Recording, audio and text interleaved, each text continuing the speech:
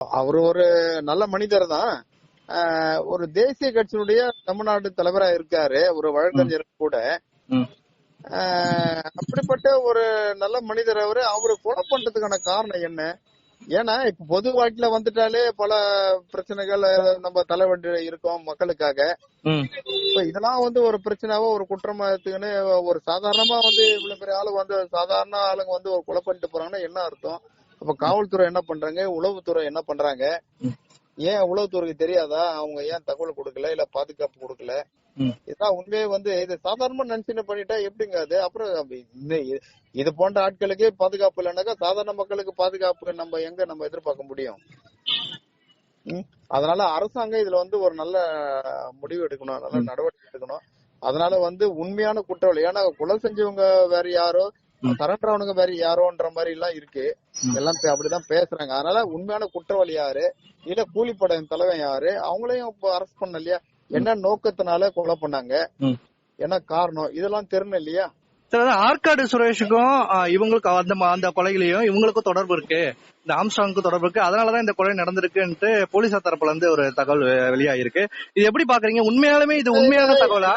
இதுவரையில அந்த மாதிரி நம்ம இதுவரையும் கேள்விப்பட்டது இல்ல. ஆனா போலீஸ் சொல்றாங்கன்னா அது தெரியல. அது எப்படின்னு அது போலீஸ் விசாரிக்கிட்டோம். அதனாலதான் சிபிஐ விசாரணை வந்தா சரியா இருக்குல்ல, கரெக்டா இருக்கும் இல்லையா? அப்ப சிபிஐ விசாரணை கொடுக்கட்டும். சார், ஏற்கனவே உளவுத்துறையும் குற்றப்புலனாய்வு பிரிவு போலீசாரும் இவருக்கு 3 தடவை தகவல் கொடுத்திருக்கன்றாங்க. இந்த மாதிரி கொலை செய்யறது இது பண்ற மாதிரி அது சம்பந்தமா அவர்கிட்ட சொல்லிருக்காங்க.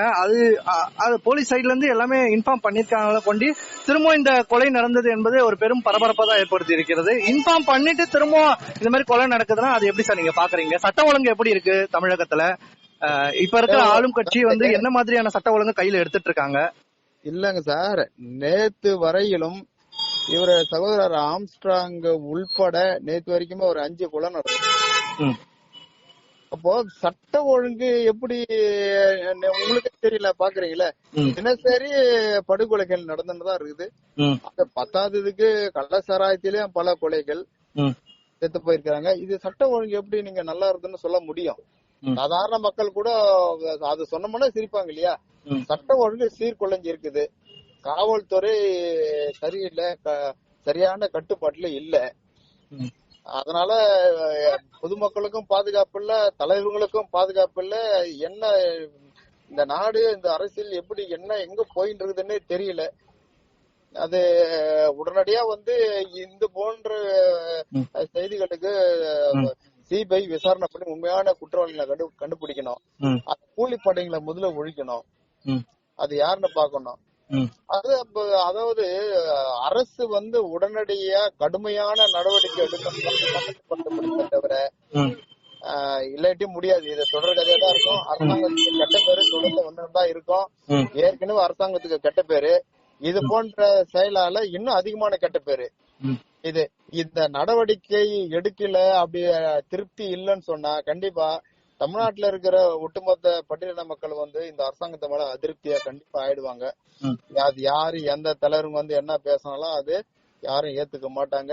இது பெரிய பிரச்சனை தான் முடியும். போராட்ட காலத்துல தான் இறங்குவாங்க, வேற வழி இல்ல.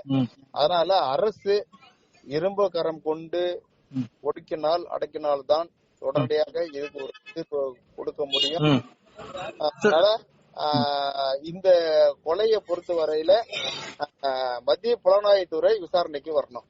கண்டிப்பா சார். இதுல இவரு ஆற்காடு சுரேஷ், அந்த பொன்னை பாலா, அவங்க இல்லாம மத்த வேற யாரோ குழு இதுல செயல்பட்டு இருக்காங்க, கூலிப்பட மத்த ரவுடிகளும் இதுல இன்வால்வ் ஆகியிருக்காங்கன்ற ஒரு தகவல் வந்திருக்கு. உங்களுக்கு இத பத்தி எதனா ஒரு சந்தேகம் எதனா இருக்கா சார்? இவங்க இத பண்ணிருக்காங்க அந்த மாதிரியான எந்த செய்தி எங்களுக்கு வரல. அந்த மாதிரி நடக்கிறதுக்கான இவரு என்ன சார், இவரு ரவுடி, இவர் ஒரு கட்சி தலைவரு, இவர் வழக்கறிஞரு, அந்த மாதிரி கொச்சைப்படுத்த கூடாது இல்லையா? இவர் எதுக்கு அதெல்லாம் தலையிட போறாரு? அதனாலதான் விசாரணை வைங்கன்னு சொல்றோம். நன்றி.